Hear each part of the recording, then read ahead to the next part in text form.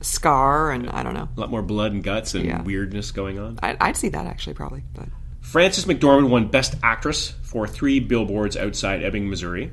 Sure. We sort of saw that coming, didn't we? Yeah, I did say in the preview episode, which you can go back and listen to, it's episode 10, if you're scoring at home. I did say I felt as though the actress categories were ripe for upsets. I still thought Frances McDormand was probably going to win, but I thought Sally Hawkins might sneak in there and take it. I thought Sally was going to win, yeah. Yeah, but no, but Frances McDormand won. I dropped her first name there like I know her. About Sally, my friend Sally. She's going to pick that up. Yeah. I'm going to talk to her later and congratulate her. Oh, nice. Yeah. Tell her hi for me. Yeah. But the deal with Frances McDormand's dress, what was that? We're not. This show doesn't dwell on fashion very much, but I didn't know what it was. I haven't even really looked at any of the fashion photos, but I did see her dress, and it looks like somebody took like a French's mustard bottle and just squirted it all over her. It had sort of a potato sack kind of feel to me. I don't think she's really a fashion person, so I think she was probably just like, what can I wear that's the most comfortable thing possible? And hey, all the power to her. She's Frances McDormand. I'm not. She's been in Fargo, one of my favorite movies of all time, and I know you love that movie. Yeah, I didn't like that movie. So she can do whatever she wants. It just worth observing. Just an observation. The potato sack and the no makeup on Oscars night. Well, no makeup is not a big deal. It is in that industry. You think? That's kind of a big deal. Yeah, but she can do it, though. It's one thing for me to go to the gym in my yoga pants and no makeup. It's another thing for an actress who's nominated for a major category to go without makeup. Although, I don't know if that was actually her... I didn't really pay attention back in the 90s as much. I don't remember her going without makeup during the Fargo Awards season. So I don't know if this is her protest... along the lines of Me Too and it's time. And, like, it's time for me to stop wearing makeup. I'm old. I'm tired of this. I'm starting a new movement. Right. It's time for me to do my research before the show starts. When's our crack team going to get on that?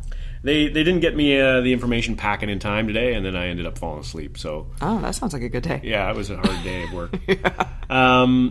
Frances McDormand, however, did make a good point when she was accepting her award, and she said, and she asked the other female nominees to stand up. Mm-hmm. Female nominees stood up, and she said, give these people some projects because we need to work, and there was an inclusion clause. I read about that. Yes, not inclusion clause. It was a inclusion rider. I think inclusion it's called. rider. Thank you. Mm-hmm. And that could be good. That could be a good thing. We just start to have more movies produced by, directed by, starring women.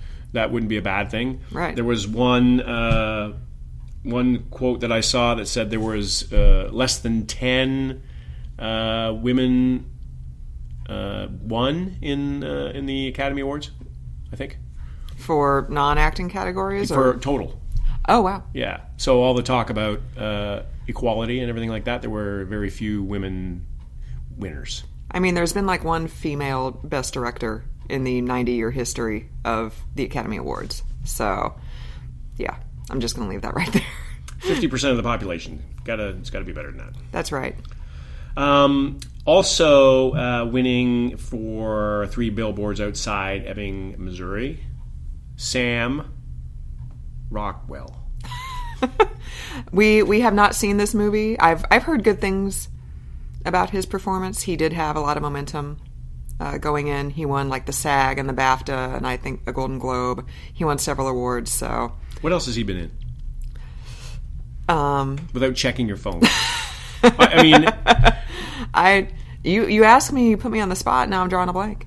Okay. Gary Oldman. He sang that song in the 80s, right? Somebody's watching me? Right. See, that's where I was going there. I teed you up with that. I didn't get that. I'm sorry. No, that's right. You're Canadian. You're too subtle. That's true.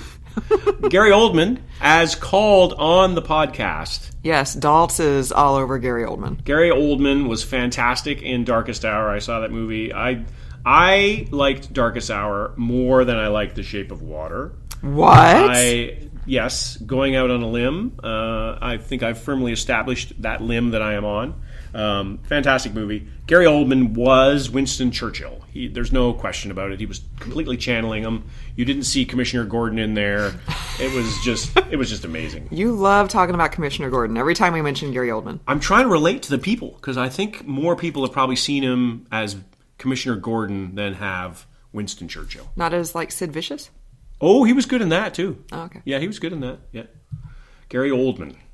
And what else do we need to talk about? Major awards that we thought were... Who won Supporting Actress? Allison Janney for I, Tonya. Janney, of course. Which you have seen I, Tonya. This was another category I thought could be ripe for an upset. Laurie Metcalf in Lady Bird had a feature in the Times the week before the Oscars, so clearly campaigning for it, and she's an industry veteran and everybody loves her. So I thought, even though everybody also loves Allison Janney, I thought maybe there could be an upset, but no, Allison Janney took the award. And I think I called Allison Janney. I believe you did, because you have seen I, Tonya. I've seen that movie, and I saw how fantastic she was, and she was a great villain. And as we've discussed, great villains seem to win the day. See, the bad guy loses in the movie, but wins in the Oscars. This is a good lesson for life. Maybe you should do some kind of empirical research on that, like how many of the acting categories have been won by people who played villains. And that's you look at Jack Nicholson as the Joker in Batman. I don't think he won for that. You didn't win anything for that? I don't think so. What about Heath Ledger as the Joker? Yeah, that's Joker true. In Batman. That is true. He won, right? Mm-hmm. He was fantastic, but that's a different podcast. Coming soon to a podcast app near you. Random thoughts about the Oscars over the years. How do you think I know we didn't see the show, but what do you think the reception was? Okay, here's where I'm going with this. I want you to comment, and then I'll comment. Okay. But rather than do it that way, I'll just comment, and then I'll set you up. Okay. So I thought usually award shows such as the Oscars and the Grammys and the Cocos and Dulcies, they sometimes are tone deaf to what's going on around them. Yeah, it's true. They're oblivious, and they just go on and celebrate their art and pretend that their little bubble is all that matters. I thought the Oscars this year did a really good job of not doing that. Now, I don't think that they had a choice because they had to address the elephant in the room, or many elephants in the room, as the case may be, a whole herd of them. But I thought that they, with having some of the women come up who had been accused or had accused Harvey Weinstein of abuse and that sort of thing, having them come up as a united front. I thought the fact that Jordan Peele won for Best Screenplay, I thought that some of the other awards that were given out was an acknowledgement of things that got to change. Now, it's not perfect, but I think it's a step in the right direction. Coco, your thoughts? Well, as I said, I have not actually watched the Oscars. I did see a couple clips. Lupita Nyong'o and the guy from The Big Sick talked about how they're immigrants and they support the Dreamers. I think Guillermo del Toro mentioned that he is also an immigrant. Guillermo del Toro, the fourth Mexican director in the past 5 years to win Best Director. So it's good, but at the same time, I mean, Hollywood is a very liberal place, and of course, stuff like this gets said every year at the Oscars. But so, do you think things are going to change? Do you think we're going to be talking about this at the Oscars again next year?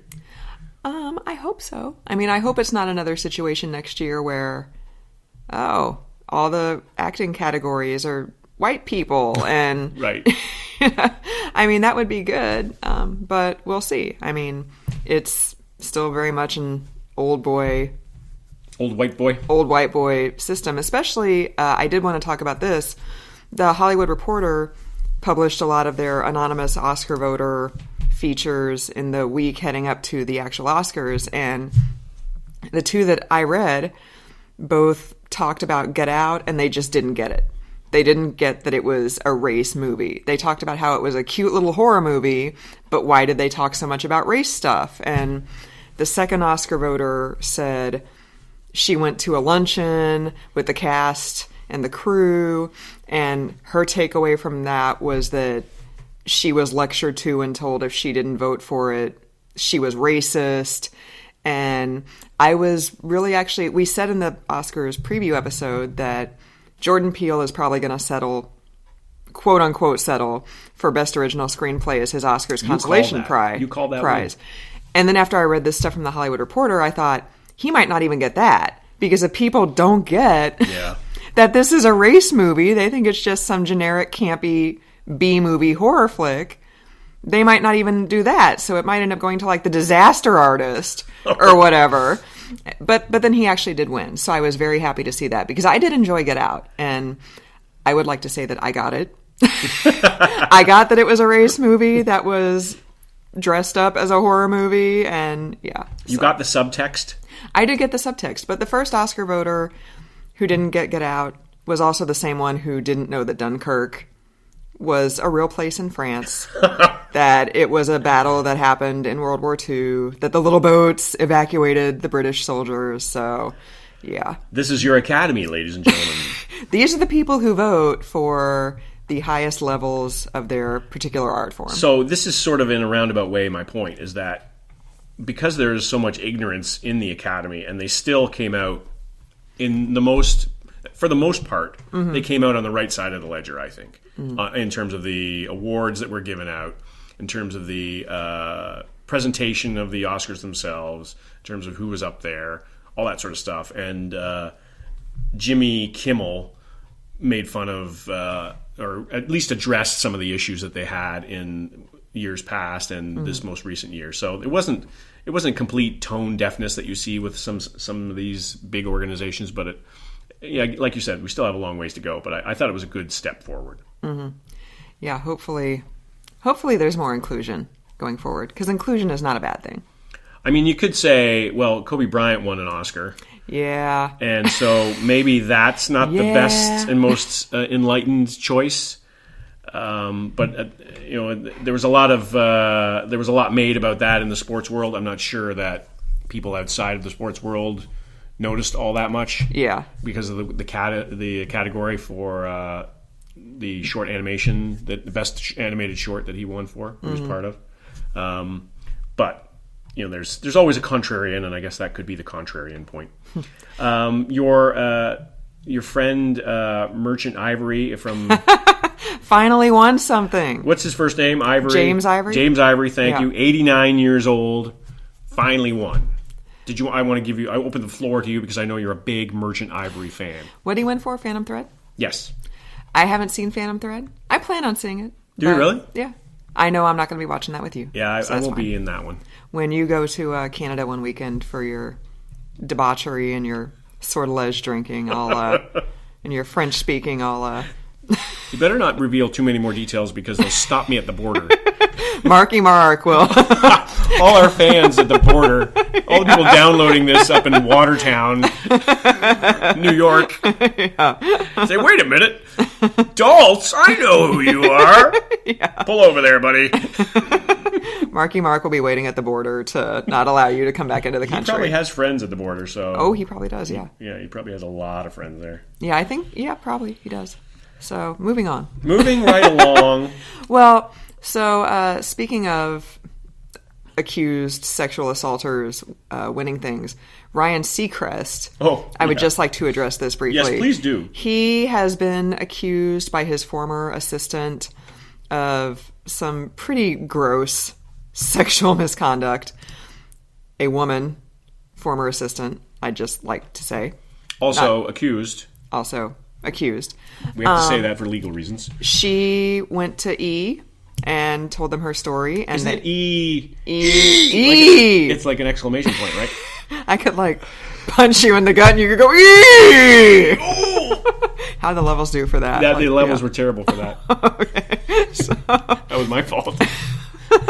So she went to E! And said, this is what he did. And they fired her. And then they did a quiet internal investigation and said, gee, we can't find any facts to support anything she had to say. So go right on about your way, Ryan. And now we've got the red carpet coming up, and all these allegations are made public. And for some reason, E! And their parent company, NBC Universal, let him do the red carpet.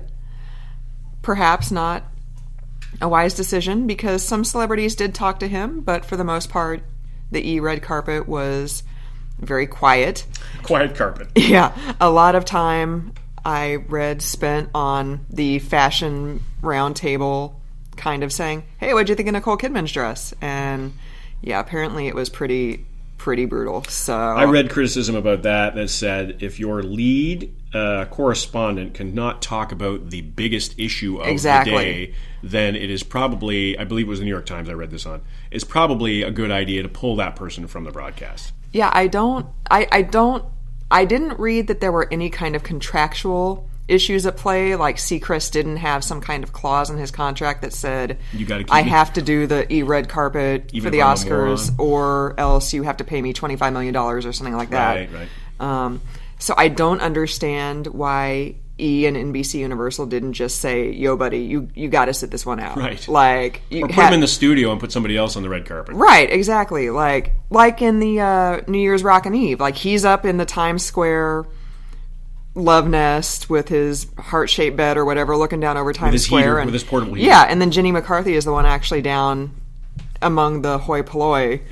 The great unwashed. Right, exactly. So why couldn't he do that? Why couldn't he be in his skybox, like looking down? So yeah, that was not awesome. So E, what are you doing? Well, and I mentioned earlier about the tone deafness not being a factor in the Oscars themselves. Well, that was pretty tone deaf. Yeah, although, and especially because it's not like the Oscars were on ABC, so it's not like there was some kind of issue there. Like that. So yeah. I don't get it. I don't understand why Seacrest has such like a vice-like grip on the entertainment industry, because nobody really likes him. Like, he was...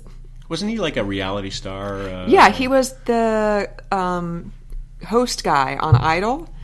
And where was he before that? I think that was pretty much it. I think he went from like a radio show to somehow being like the Idol. Overnight rocket star. Yeah, kind of and now he's running E! He made us have the Kardashians be a thing because his production company does that show. He's doing Live with Kelly now. So he's responsible for the Kardashians. He is. Like, this is reason enough to cancel him and... Making an abhorrent family famous. Right.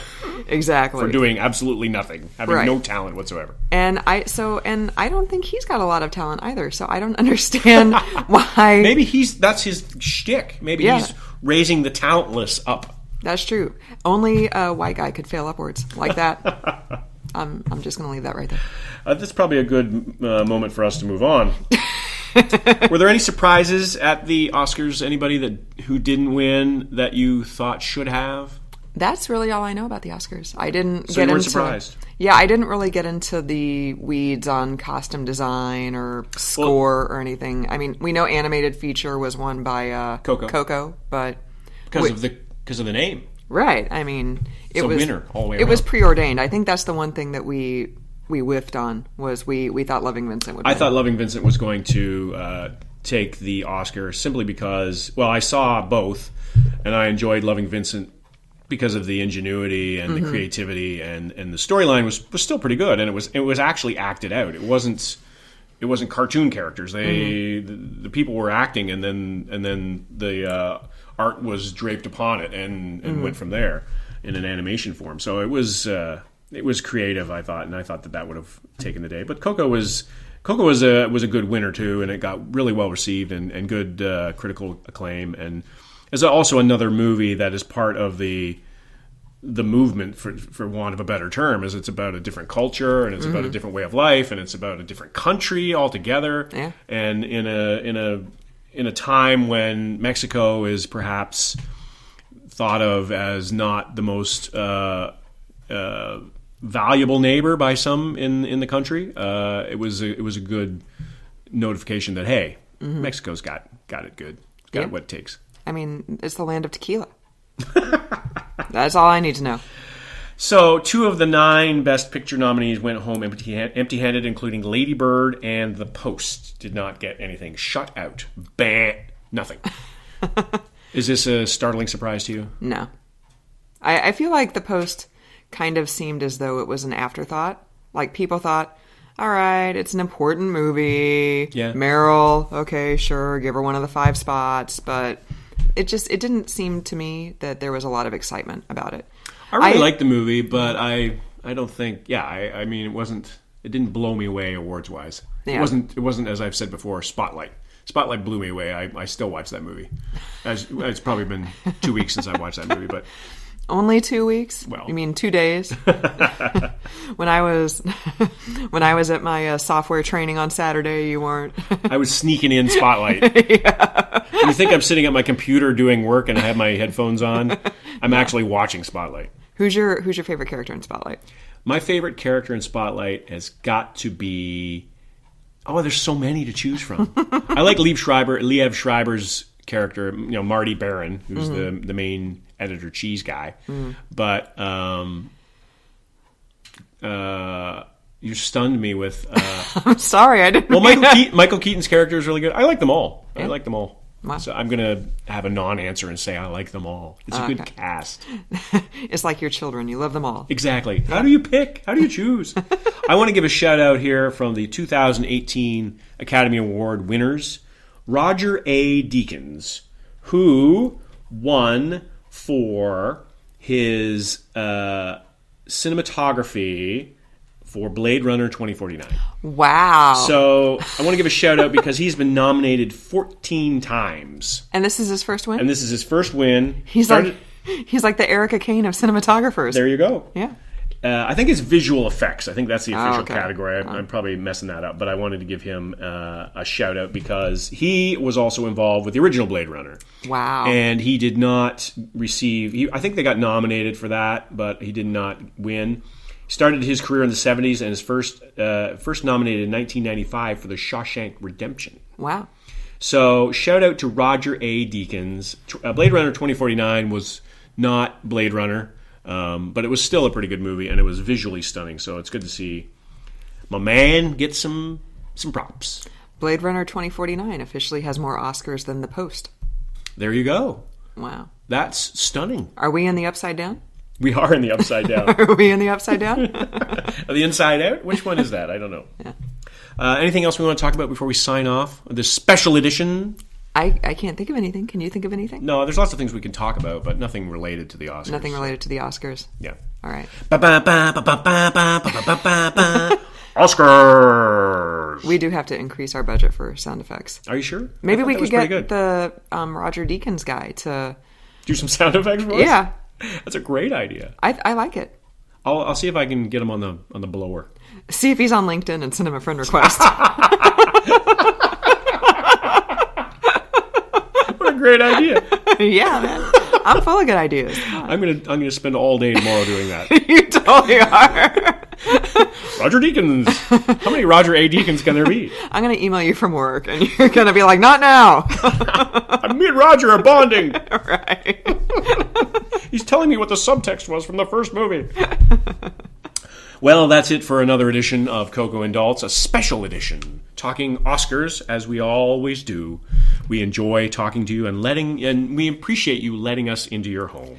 That's correct. If we would also appreciate it if you would subscribe, if you would rate and review our podcast in iTunes.